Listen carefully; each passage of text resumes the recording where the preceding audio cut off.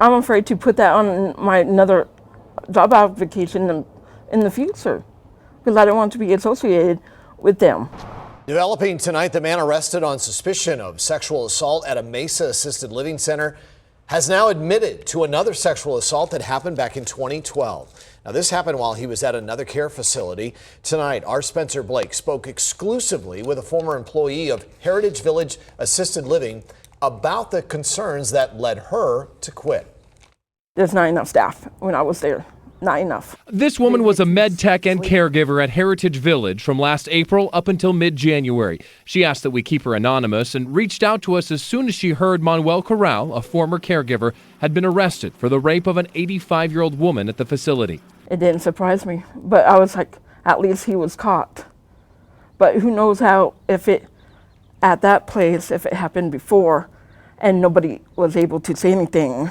Corral started his shift as she was ending hers each night. She says he was the only employee in that particular building all night. The supervisor was normally in another building. Did you ever specifically think, I'm worried about the safety of the patients here? Did you ever think that?